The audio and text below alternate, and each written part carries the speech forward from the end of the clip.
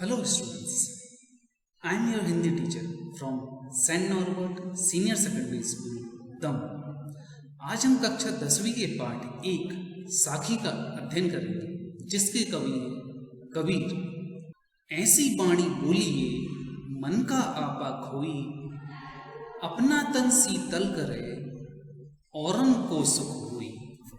अर्थात कबीर के अनुसार जब तक व्यक्ति के मन में मैं और मेरा अर्थात अहंकार का भाव विद्यमान रहता है, तब तक वह द्वेष, अहंकार और घृणा की वाणी बोलता है। किंतु मन में ईश्वर भक्ति का भाव आने पर प्रेम, स्नेह और करुणा की वाणी फूटती है, जिससे बोलने वाला और सुनने वाला दोनों ही सुख और शक्ति प्राप्त करते हैं। वाणी की मृदुता व मधुरता जीवन में आत्मिक शांति और सुख प्रदान करती है। कस्तूरी कुंडली बसे मृग ढूंढे बनमाही, ऐसे ही घटी घटी राम है दुनिया देखे नाही।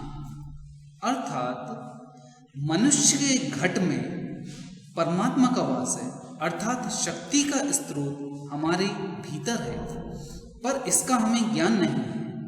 हम उसे बाहर कर्मकांड आदि में ढूंढते हैं, अपने भीतर ढूंढने का प्रयत्न ही नहीं करते। यही भ्रम है, यही भूल है। मृग जैसी हमारी दशा है, उसकी नाभि में ही कस्तूरी होती है, पर उसे उसका बोध नहीं होता और उस सुगंध की खोज में वह दर दर जंगल में भटकता फिरता है। जब मैं था तब हरि नहीं, अब हरि है मैं नाही। सब अंधियारा मिटी गया जब दीपक देखा माही। अर्थात कबीर के अनुसार जब मैं अर्थात अहंकार का भाव मन में था, तब तक ईश्वर का वास वहां नहीं था। केवल मन में अज्ञान रूपी अंधकार ही समाया हुआ था। जब ज्ञान दीपक में स्वयं के स्वरूप को पहचाना, तब मन में छाया अज्ञान दूर हो गया। मन निर्मल हो ईश्वर से अभिन्नता का अनुभव करने लगा। सुखिया सब संसार है खाए अरु सोवे, दुखिया दास कबीर है जागे अरु रोवे। अर्थात कबीर सांसारिक विषयों में लिप्त लोगों पर व्यंग करते हुए कहते हैं कि उन्हें विषयों से फुर्सत कहाँ, वे हरि विरह को क्या जाने, उनमें अपने इष्ट के लिए तड़प नहीं। सत्य है कि इष्ट प्राप्ति के लिए कष्ट उठाना पड़ता है। कबीर संसार को विषय वासनाओं में लीन और ईश्वर भक्ति से हीन देखकर दुख का अनुभव कर रहे हैं। बिरह भुवंगम तन बसे मंत्र न लागे कोई, राम वियोगी न जवे जिवे तो बोरा होई। अर्थात बिरह व्यथा विष से भी अधिक मारक है।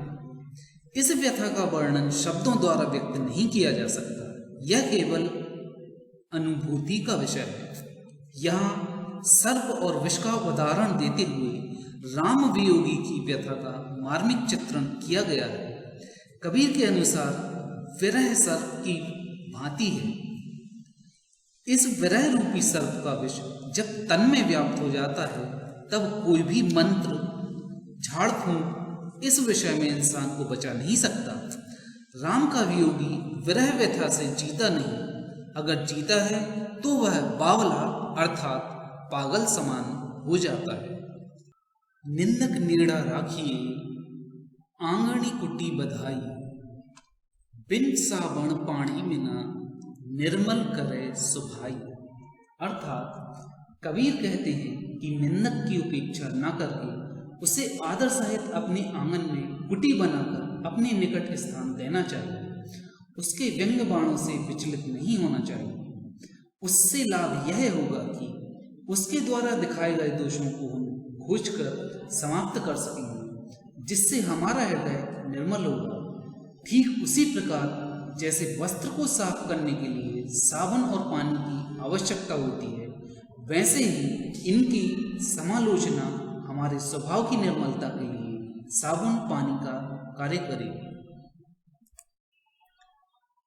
पोथी पड़ी पड़ी जगमुआ पंडित भया न कोई, एकई अशर पीव का, पढ़े सुपंडित हुई। अर्थात कबीर प्रेम मार्ग की श्रेष्ठता पर बल देते हुए कहते हैं कि शास्त्र पढ़कर सारा संसार नष्ट होता चला जा रहा है, युग बीतते चले जा रहे हैं, लेकिन कौन सच्चे अर्थों में पंडित या विद्वान बन पाया, किसने वह अलौकिक आनंद प्राप्त किया जो प्रेम से मिलता है। कबीर की दृष्टि से जिसने राम के 2 अक्षरों को जान लिया है वही विद्वान है, पंडित है। प्रेम हृदय का भाव है, पढ़ना मस्तिष्क का। पढ़ाई साधक भी हो सकती है और पढ़ाई बाधक भी। हम घर जालिया आपना, लिया मुराड़ा हाथी, अब घर जालो तासका, जे चले हमारे साथी। अर्थात कवि कहते हैं कि मैंने माया मोह के केंद्र इस संसार को जला दिया है। ईश्वर प्राप्ति के मार्ग पर चलने वालों को इस घर अर्थात सांसारिक बंधन माया मोह को भस्म करना पड़ता है। जैसे कि ज्ञान प्राप्ति के लिए भक्ति मार्ग पर चलने के लिए काम, क्रोध, मोह आदि विषयों को त्याग करना होगा, क्योंकि यही ज्ञान प्राप्ति में बाधक तत्व है। अतः जो भी इस ब्रह्म ज्ञान की ओर चलने के लिए मेरा साथी बनेगा, उसे भी अपना घर जलाना होगा। मैं आशा करता हूँ कि आपके लिए इन पद्यों का सार समझ में आ गया होगा। आप इनको पुनः दोहराकर समझने का प्रयत्न करें और इनके प्रश्नों और उत्तरों को अपनी कॉपी में लिखकर याद करें। धन्यवाद।